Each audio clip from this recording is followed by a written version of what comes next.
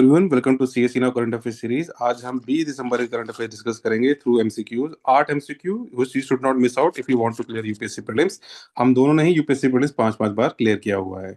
So the first question, with reference to India's defence industrial base consider the following statements.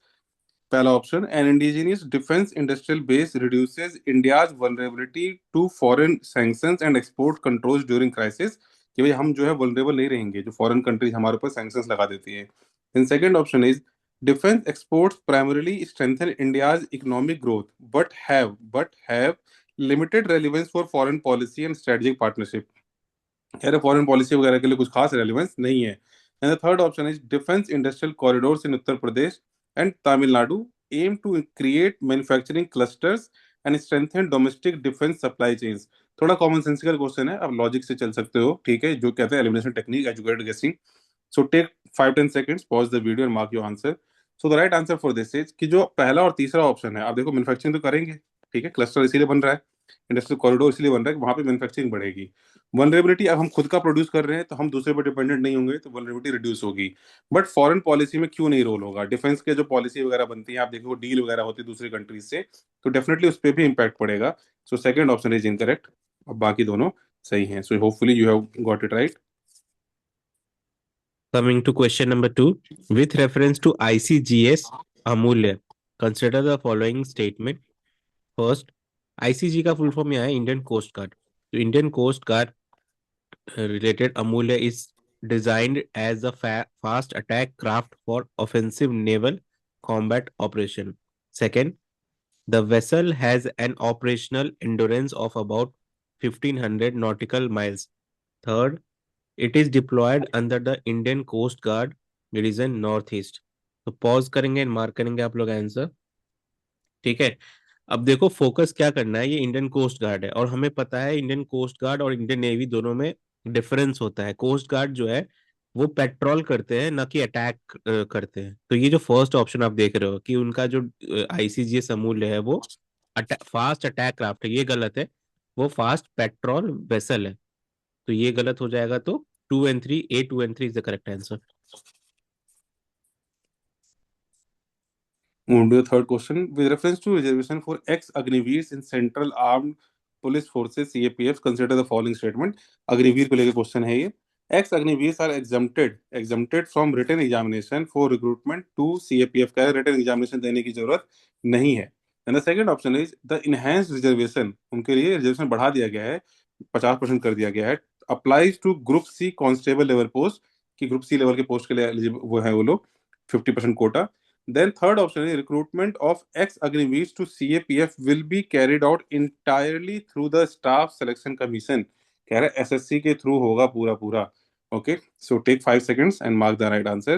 So entirely, जब भी इस तरह की चीजें होती है हम बताते हैं लॉजिकल गेसिंग करोगे आप, you can remove this, otherwise आपको न्यूज़पेपर में पता होना चाहिए ये चीज। Then the first question again आप लॉजिक लगाओगे कि रिटन एग्जामिनेशन से क्यों होगा, ठीक है, एग्जाम तो देना ही पड़ता है हर जगह, आपने देखा होगा रिलैक्सेशन दिया जाता है, एक्स जो स्टाफ वगैरह हैं किसी को एग्जाम नहीं किया जाता है, तो ऐसे केस में एग्जामेशन नहीं होगा, ठीक है, रिटन से नहीं है, फिजिकल टेस्ट वगैरह से, पीईटी वगैरह से इनको एग्जामेशन दिया गया है। Okay, and second one is correct कि हाँ कांस्टेबल लेवल एग्जाम जो ग्रुप सी लेवल तक है तब तक उनके लिए उनको 50% का कोटा मिलेगा। Moving to question number 4। अब ये क्वेश्चन इसलिए इंपॉर्टेंट है बिकॉज पूरे नॉर्थ इंडिया में फॉग है एंड फॉग से related UPSC multiple time question पूछ भी चुका है। तो 3 तरह के फॉग हैं आपके लिस्ट ए में रेडिएशन फॉग है, बी में एडवेक्शन फॉग है, सी में वैली फॉग है, और लिस्ट 2 में डिस्क्रिप्शन है, राइट। फर्स्ट वाला जो है वो है warm moist air, right. Second वाला है clear calm nights rapid loss of heat, और थर्ड में है cold dense air flow down slow in valley. तो आप लोग पॉज करेंगे एंड मार्क करेंगे आंसर यहाँ पे, मैच करना है इनको लिस्ट 1 से लिस्ट 2 को, ठीक है।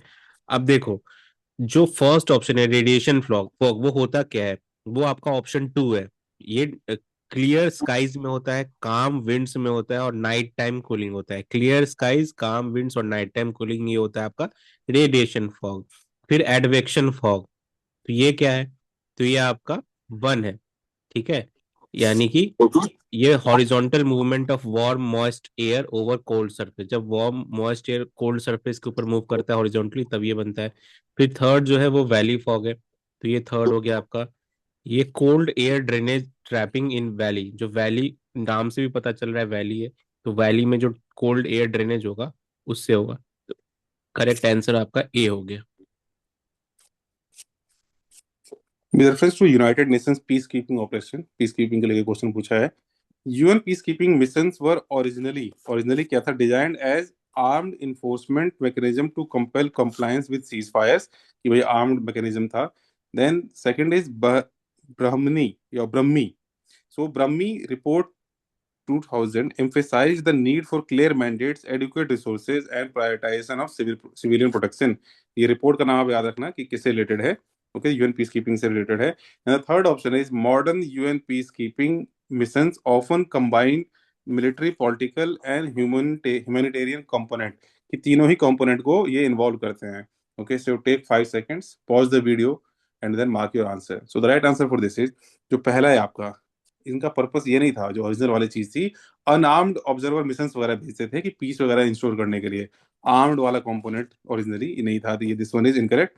Second and third are correct, so A will be the right answer. Now moving to question number 6.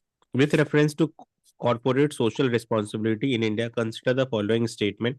First, CSR spending became mandatory in India with the enactment of Companies Act 2013. Second, companies meeting CSR criteria must mandatorily spend 2% of their net profit of the immediately preceding financial year on CSR activities. Third, environmental protection and ecological conservation are recognized as permissible CSR activity under Schedule 7 of the Companies Act. तो pause करेंगे and mark करेंगे आप लोग, ठीक है। देखो, अब corporate social responsibility जो जो सरकार कैलकुलेट करती है for the purpose of spending, वो होता है 2% ऑफ रिक्वायरमेंट, जो तुम्हें दे रखा है वो करेक्ट है, बट वो एवरेज नेट प्रॉफिट होता है लास्ट 3 फाइनेंशियल ईयर का। जो पिछले 3 साल का एवरेज नेट प्रॉफिट होता है ना, उसके बेस पे होता है ये। और सिर्फ पिछले साल का नहीं होता है, यानी 2021 की बात करेंगे तो 2019, 20 और 18, इन 3 ईयर का होगा। तो ये ऑप्शन बी गलत है आपका। तो जो करेक्ट आंसर होगा ए 1 एंड 3। और मैंडेटरी कर दिया गया कंपनी सेट के थ्रू। ठीक। So consider the following statement about Arctic and global climate. आप इसे कह सकते हो मैप बेस्ड है, ज्योग्राफी बेस्ड क्वेश्चन है आपका, जो हर साल इंपॉर्टेंट रहता है। So first one is Arctic warming is occurring at rate more than twice the global average, कि आर्कटिक रीजन में जो है ना, वहां डबल रेट से ग्लोबल वार्मिंग हो रही है। Second option is Arctic C ice reflects a higher proportion of incoming solar radiation compare to open ocean water, कि वहां पे जो सोलर रेडिएशन का इनकमिंग जो ज्यादा आ रहा है। And third option is permafrost thaw, जो मतलब उसका गलना कह लो, टूटना कह लो, in the Arctic can release large quantities of carbon dioxide and methane. कह रहा है वो टूटेगा पिघलेगा तो उससे जो है large quantities of carbon dioxide and methane निकल सकता है। Then the fourth option is Lomonosov ridge. Okay, Lomonosov ridge is located entirely within territorial waters of Russia. Okay, so important है इस साल के लिए। Pause the video and then mark the answer. So the right answer for this is, ये जो option है आपका entirely within disputed territory, एक तरह से कह लो रशिया, कनाडा, डेनमार्क, जो ग्रीनलैंड वाला एरिया है, they are competing for it, so it's not entirely within Russia. Okay, बाकी तीनों ही ऑप्शन जो है वो करेक्ट है। ये तो काफी न्यूज में रहता है कि डबल रेट से हो रहा है, और ये कि CO2 वगैरह से रिलीज हो जाएगा। सो 3 will be the right answer. Now, this is the last question for the day. With reference to the GeoParsi scheme, consider the following statement. First, it is a central sector scheme implemented by the Ministry of Minority Affairs. Second, the scheme aims to stabilize and increase the Parsi population in India through structured scientific interventions. Third, financial assistance under the scheme is provided only for childbirth related medical expenses. Fourth, the scheme was launched during the 12th 5-year plan period. तो pause करेंगे and mark करेंगे आप लोग answer, ठीक है। अब देखो, जो आपका थर्ड ऑप्शन है ये बोल रहा है कि सिर्फ लिमिटेड है only for child birth related medical expenses, ये गलत है। ये इनफर्टिलिटी ट्रीटमेंट हो गया, एल्डरली केयर सपोर्ट हो गया, ये भी इंक्लूडेड होता है इसके अंदर। तो थर्ड अगर आपका ऑप्शन गलत है तो करेक्ट क्या है, सी 1, 2 एंड 4। और स्कीम रिलेटेड क्वेश्चन यूपीएससी हर साल पूछ रहा है, तो आपको ध्यान में रखना है। So this is a bonus question. Henan island, okay, Henan island pronunciation आप लोग चेक कर सकते हो। हेनान आइलैंड कहाँ पे लोकेटेड है, कंट्री का नाम आप लोगों को कमेंट करना है। सो हैनान आइलैंड के बारे में।